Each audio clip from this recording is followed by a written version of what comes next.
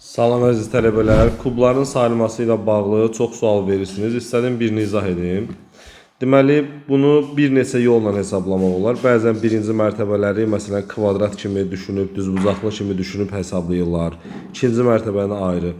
Və yaxud da ki, bir neçə yolu var, amma ən sadə yol demək istəyirəm sizə. Təsəvvür edin ki, yağış yağır, yuxarıdan yağış yağır. Və yağış yuxarıdan yağdığı zaman neçəsinin üzərinə düşürsə, üst hissəsinə düşürsə, üst hissəsinə.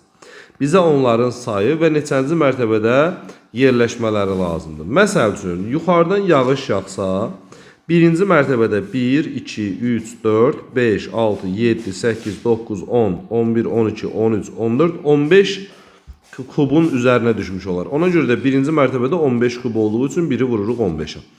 İkinci mərtəbəyə keçirəm. İkinci mərtəbədə baxıram. 1, 2, 3, 4, 5, 6. İkinci mərtəbədə 6'sının üzərinə düşür. Daha sonra keçirəm. Üçüncü mərtəbəyə baxıram. 1, 2, 3, 4, 5. Üçüncü mərtəbədə 5'in üzərinə yağış yağır. Daha sonra növbəti mərtəbəyə baxırıq. 1, 2. Gördüyünüz kimi dördüncü mərtəbədə 2'sinin üzərinə yağış yağır. Və sonuncu olaraq 5-ci mərtəbəyə çatmışıq və 5-ci mərtəbədə də birinin üzərinə yağış yağır. Yəni gördüyünüz kimi yalnız üst hissələrə baxdıq. Daha sonra bu yazdıqlarımızın hamısını hesablayıb toplasaq düzgün cavabı tapa bilərik.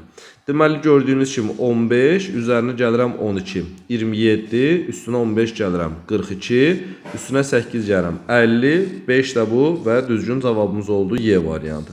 Yəni bu qədər sadə. Ən asan variantlardan biridir.